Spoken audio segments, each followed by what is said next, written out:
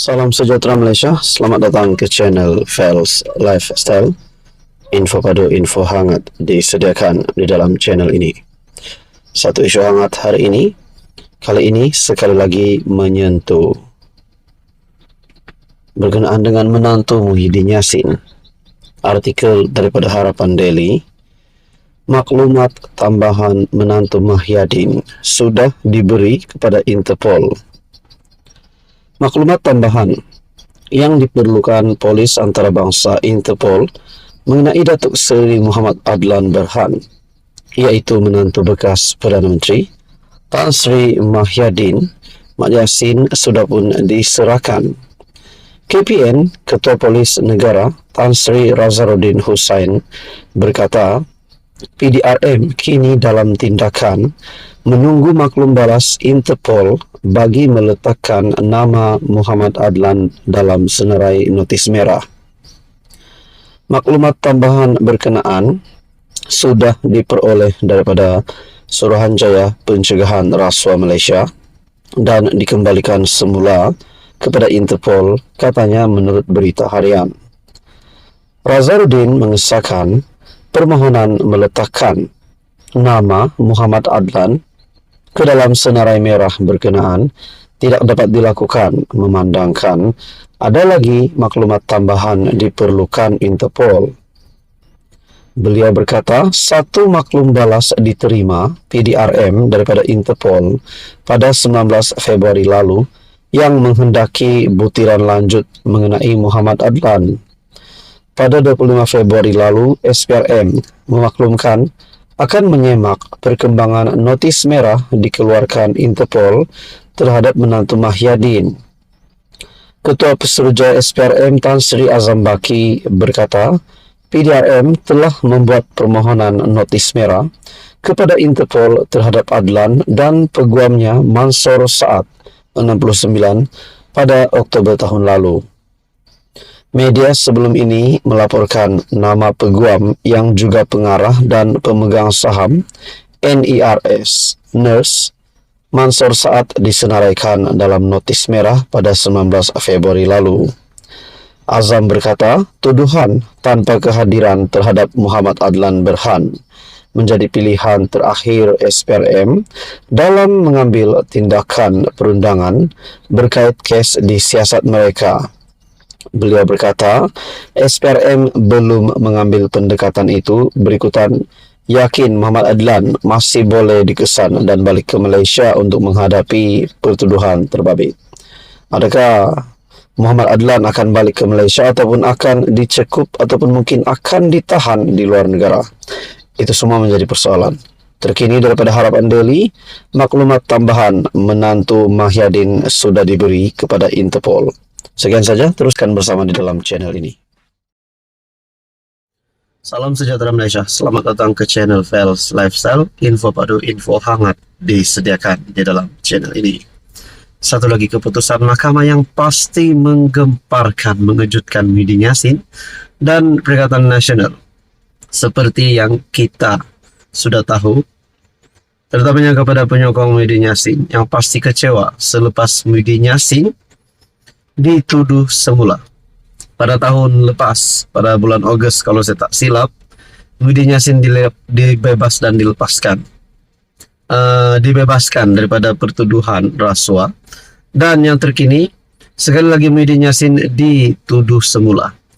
Nah, saudara-saudara, dalam satu artikel daripada Malaysia Kini, Muhyiddin 77 tahun ketika menjadi Perdana Menteri ke-8 didakwa menggunakan kedudukan untuk suapan RM232.5 juta daripada 3 syarikat, iaitu Bukhari Equity Sdn Bhd, Nepturis Sdn Bhd dan Mamfor Sdn Bhd, serta ahli perniagaan Azman Yusof bagi Bersatu.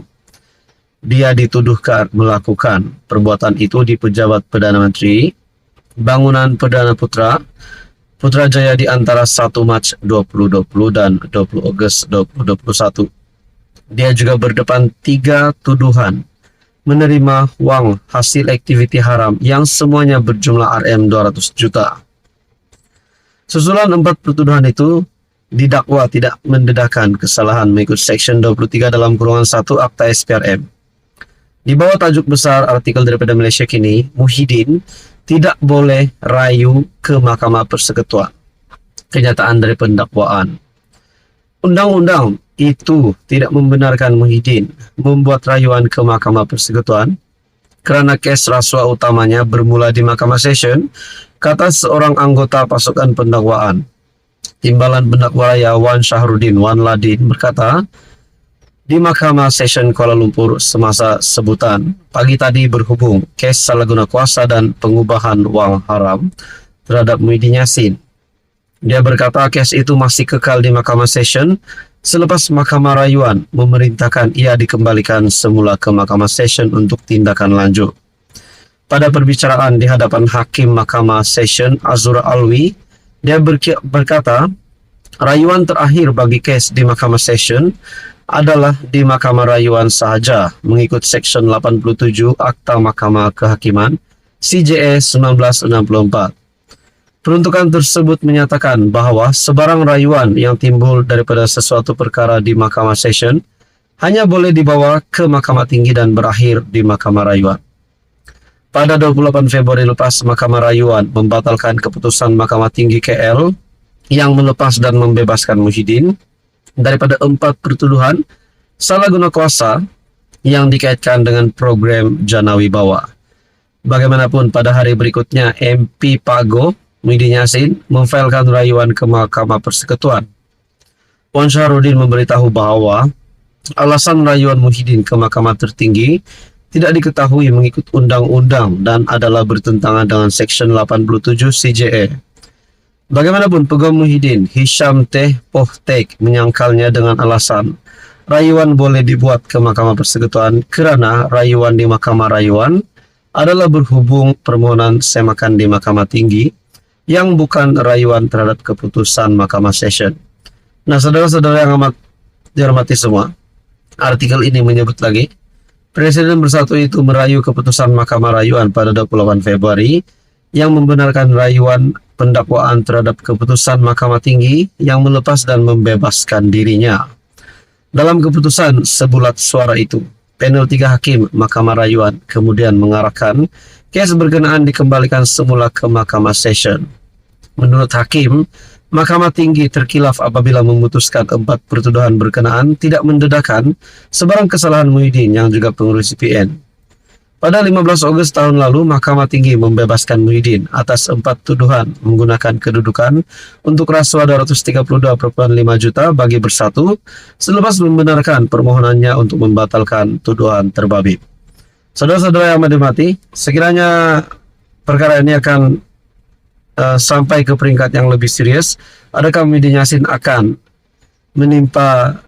mengalami nasib yang sama seperti Najib Razak? Saudara-saudara, apa komen Anda? Sekian saja, teruskan bersama di dalam channel ini.